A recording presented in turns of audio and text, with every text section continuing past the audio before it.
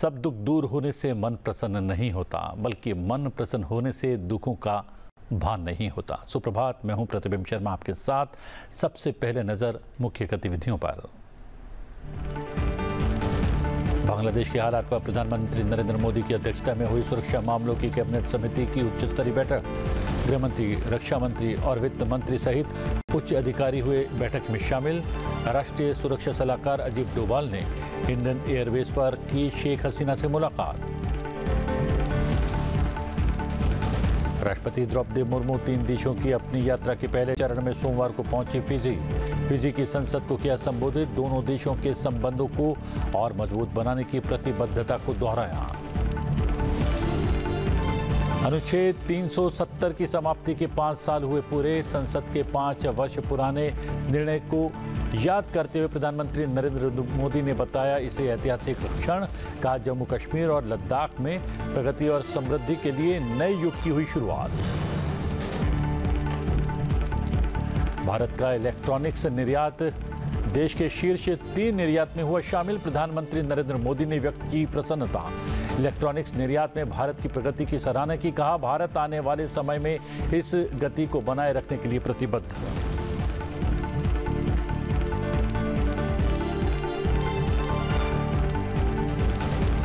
अविनाश हजाले ने Paris Olympic की 3000 metre steeple chase के फाइनल में किया क्वालिफाई। ऐसा करने वाले बने पहले भारतीय एथलीट। आज नीरज चोपड़ा होंगे मैदान में।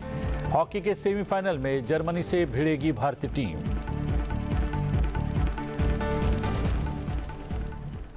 आइए सबसे पहले नजर डालते हैं दोनों सदनों में आज होने वाले कामकाज पर। जी हां, सबसे पहले बात कर लेते हैं लोकसभा की। और लोकसभा में प्रश्नकाल के दौरान सदस्य विभिन्न मंत्रालयों से जुड़े प्रश्न पूछेंगे, जिसका उत्तर संबंधित मंत्रालय की ओर से दिया जाएगा।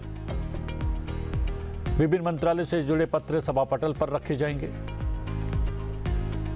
मत्स्य पालन, पशुपालन और डेयरी मंत्री राजीव रंजन सिंह उर्फ ललन सिंह से मत्स्य पालन क्षेत्र में रोजगार सृजन और राजस्व अर्जन की संभावना विषय पर कृषि, पशुपालन और खाद्य प्रसंस्करण संबंधी स्थायी समिति की सिफारिशों के कार्यान्वयन के बारे में वक्तव्य देंगे। वहीं पंचायती राज मंत्रालय में राज्य मंत्री प्रोफेसर एसपी सिंह बघेल पंचायती राज मंत्रालय से संबंधित 2023-24 के अनुदान की मांगों पर ग्रामीण विकास और पंचायती राज संबंधी स्थायी समिति की सिफारिशों के कार्यान्वयन के बारे में वक्तव्य देंगे। नियम 377 के अंतर्गत अविलंबनीय लोक महत्व के मामले उठाए जाएंगे। वित्त मंत्री निर्मला सीतारमण वर्ष 2024-25 के लिए केंद्र सरकार की वित्तीय प्रस्तावनाओं को प्रभावी करने वाले विधेयक को विचार करने के लिए प्रस्ताव करेंगी। ये भी प्रस्ताव करेंगे कि विधेयक पारित कर दिया जाए। और अब जानते हैं राज्यसभा के आज के कामकाज के बारे में। सांसद इमरान प्रताप गढ़ी को जन्मदिन की शुभकामना दी जाएगी। विभिन्न मंत्रालयों से जुड़े पत्र सभा पटल पर रखे जाएंगे। पंचायती राज मंत्रालय में राज्य मंत्री प्रोफेसर एसपी सिंह बघेल संबंधित मंत्रालय की स्थायी समिति की सिफारिशों के कार्यान्वयन के बारे में वक्तव्य देंगे। वहीं उपभोक्ता मामले, खाद्य एवं सार्वजनिक वितरण मंत्रालय में राज्य मंत्री नीमूबेन जयंती भाई भामड़िया गुणवत्ता नियंत्रण प्रकोष्ठ के संबंध में संबंधित मंत्रालय की स्थायी समिति की सिफारिशों के कार्यान्वयन के बारे में वक्तव्य देने वाले हैं। विभिन्न मंत्रालयों से जुड़े प्रश्न पूछे जाएंगे, जिसका उत्तर संबंधित मंत्रालयों की ओर से दिया जाएगा। नवीन और नवीकरणीय ऊर्जा मंत्रालय और सहकारिता मंत्रालय के कार्यक्रम के संबंध में चर्चा की जाएगी।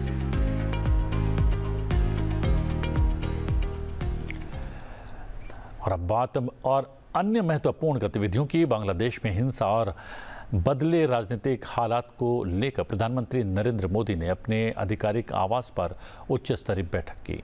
प्रधानमंत्री नरेंद्र मोदी की अध्यक्षता में हुई सुरक्षा मामलों की कैबिनेट समिति की उच्च स्तरीय बैठक में केंद्रीय गृह मंत्री अमित शाह, रक्षा मंत्री राजनाथ सिंह, विदेश मंत्री एस जयशंकर और वित्त मंत्री निर्मला सीतारमण के अलावा कई अन्य उच्च अधिकारी भी शामिल हुए। प्रधानमंत्री नरेंद्र मोदी के नेतृत्व में हुई CCS बैठक में बांग्लादेश के ताज़ा राजनीतिक हालात और वहां पर जारी लगातार हिंसा की स्थिति के बारे में चर्चा की गई। इससे पहले बांग्लादेश में राजनीतिक हालात बिगड़ने और हिंसा के बाद शेख हसीना ने प्रधानमंत्री पद से इस्तीफा देकर देश छोड़ दिया। हिंसक माहौल के बाद शेख हसीना ढाका छोड़कर भारत आ गई। उनका विमान दिल्ली के निकट गाजियाबाद के इंडियन एयरबेस पर उतरा। राष्ट्रीय सुरक्षा सलाहकार अजीत डोभाल ने इंडियन एयरबेस जाकर शेख हसीना से मुलाकात की। दोनों के बीच 1 घंटे से भी अधिक समय तक मुलाकात चली। बांग्लादेश के हालात और शेख हसीना की भविष्य की योजनाओं के बारे में चर्चा की गई। शेख हसीना के लंदन या किसी अन्य यूरोपीय देश में जाने की चर्चा है। बताया ये भी जा रहा है कि अगर शेख हसीना भारत सरकार से राजनीतिक शरण की मांग करती है तो विचार किया जा सकता है।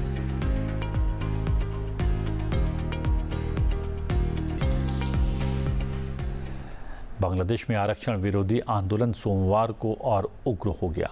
हजारों प्रदर्शनकारी प्रधानमंत्री शेख हसीना के आवास में घुस गए। ढाका में हालात बेकाबू हो गए। शेख हसीना को प्रधानमंत्री पद से इस्तीफा देकर देश छोड़ना पड़ा। बांग्लादेश में तख्ता पलट के बाद प्रधानमंत्री शेख हसीना ने इस्तीफा दे दिया। शेख हसीना भारत पहुंची। उनका गाजियाबाद के हिंडन एयरबेस पर विमान उतरा।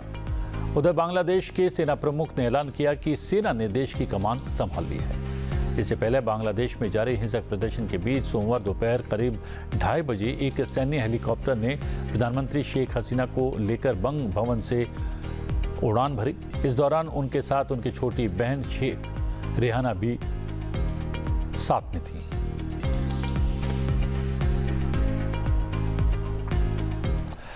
राष्ट्रपति द्रौपदी मुर्मू 3 देशों की अपनी यात्रा के पहले चरण में सोमवार को फिजी के नाडी पहुंच गई।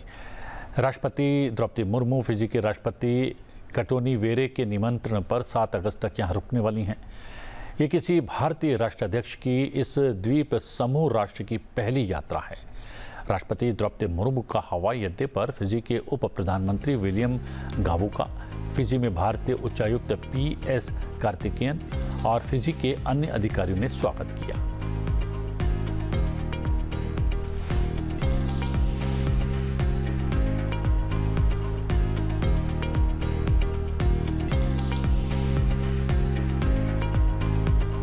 अपनी इस यात्रा के दौरान राष्ट्रपति द्रौपदी मुर्मू ने फिजी की संसद को संबोधित भी किया।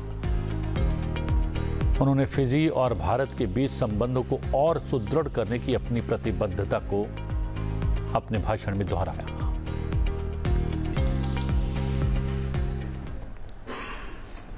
Despite the vast difference in our size, both our countries have much in common, including our vibrant democracies.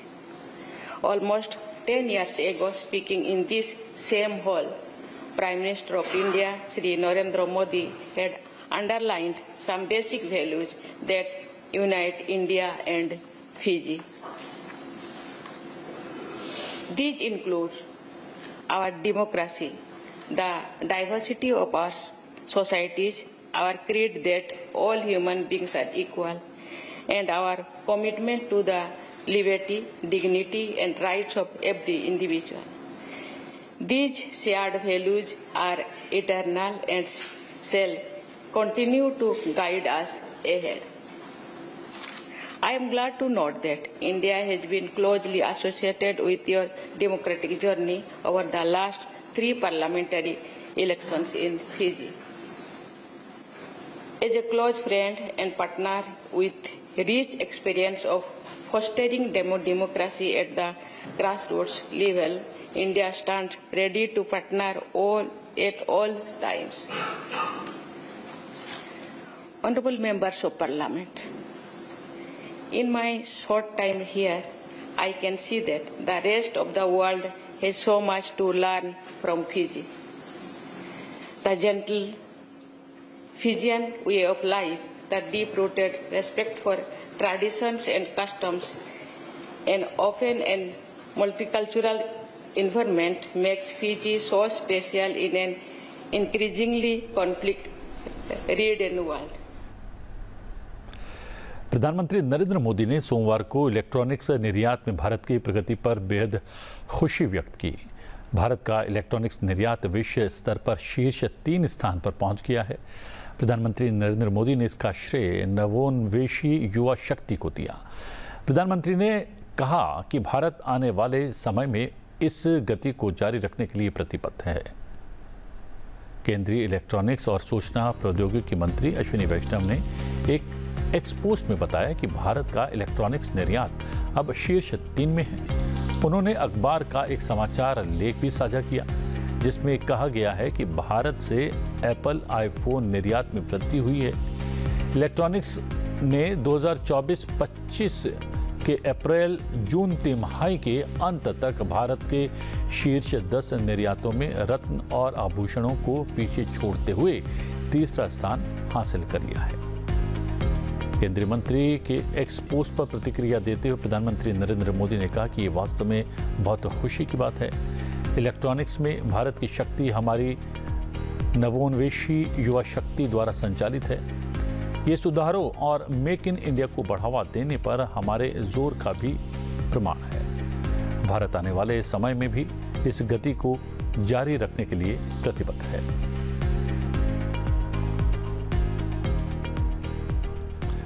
प्रधानमंत्री नरेंद्र मोदी ने सोमवार को अनुच्छेद 370 और 35A को निरस्त करने के संसद के 5 वर्ष पुराने निर्णय को याद करते हुए इसे एक ऐतिहासिक क्षण बताया जिससे जम्मू कश्मीर और लद्दाख में प्रगति और समृद्धि के एक नए युग की शुरुआत हुई है।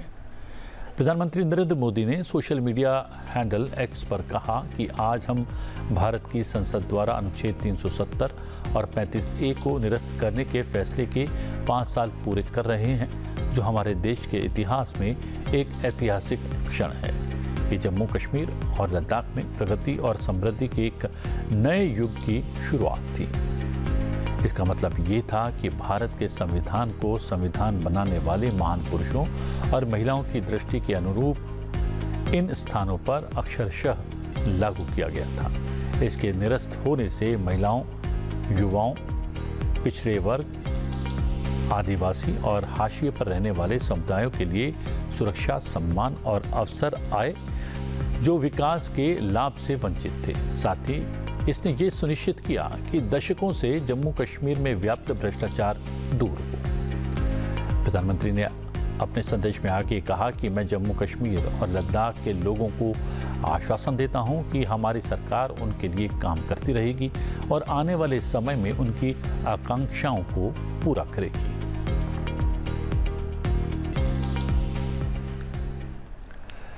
धारा 370 के निरस्तीकरण के बाद से केंद्र सरकार ने जम्मू और कश्मीर की पुरानी सभ्यता और संस्कृति को पुनर्जीवित करने का भी काम किया है। इसके लिए वहां के मंदिरों और आस्था के केंद्रों के जीर्णोद्धार की दिशा में काफ़ी काम किया गया है।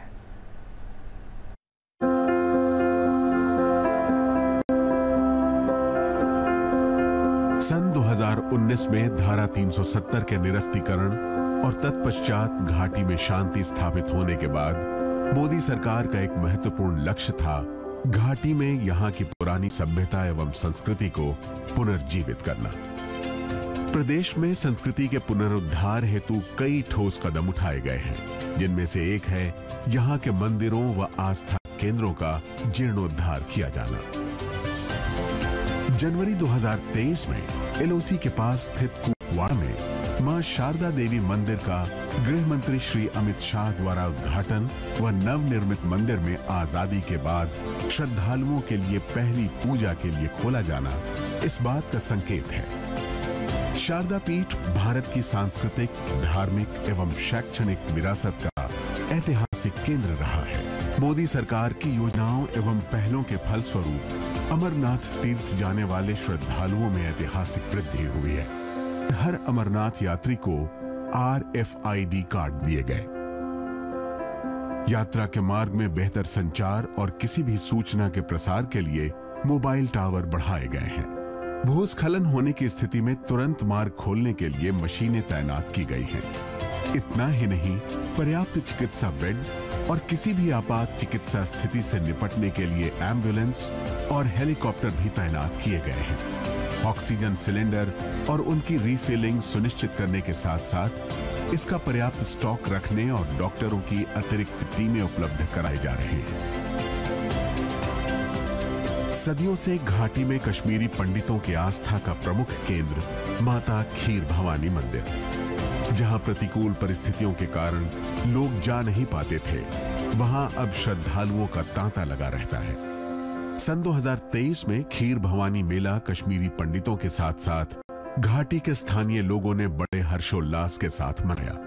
इस मेले में लोगों की अभूतपूर्व संख्या में शामिल होना इस बात का संकेत है कि घाटी की पुरानी संस्कृति अब पुनर्जीवित हो चुकी है। सांस्कृतिक एवं सामाजिक परिवर्तन की प्रतिबद्धता से वचनबद्ध मोदी सरकार द्वारा संस्कृति के पुनरुद्धार हेतु और भी कई सराहनीय पहल किए गए हैं। 123 चिन्हित स्थानों का व्यवस्थित रूप से जीर्णोद्धार और मरम्मत का कार्य तेजी से चल रहा है। इनमें कई मंदिर और सूफी स्थान शामिल हैं। हजरत बल तीर्थ स्थल के विकास के लिए केंद्रीय क्षेत्र योजना के तहत 42 करोड़ रुपयों का आवंटन किया गया है। 75 धार्मिक और सूफी संतों के स्थानों की पहचान कर पुरानी विरासत को पुनर्जीवित करने के उद्देश्य से राज्य में जगह जगह मेगा सांस्कृतिक उत्सव भी कराए जा रहे हैं, जिससे जम्मू कश्मीर की पुरानी विरासत को पुनर्जीवित करने में मदद मिल रही है। आज देखिए, जिस कश्मीर में कुछ साल पहले 40,000 से ज्यादा लोग आतंकवाद की बलि चढ़ गए, वही कश्मीर आज वितस्ता महोत्सव के माध्यम से कलाओं को समन्वय कर आगे। कई वर्षों के बाद हुए Vitasta the festival of Kashmir से देश भर के लोगों को जम्मू कश्मीर की समृद्ध संस्कृति और विरासत को जानने का मौका मिला है।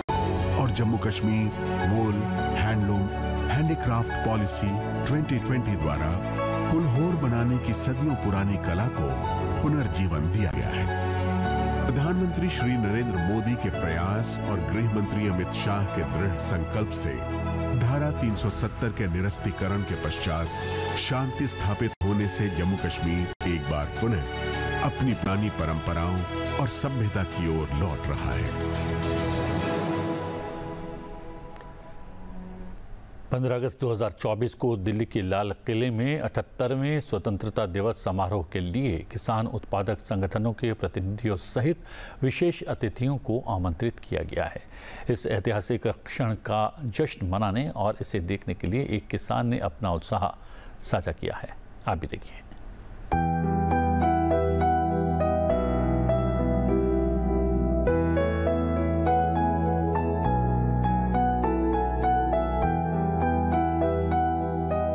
संघर्ष और कुर्बानी के बाद हमें आजादी मिली है।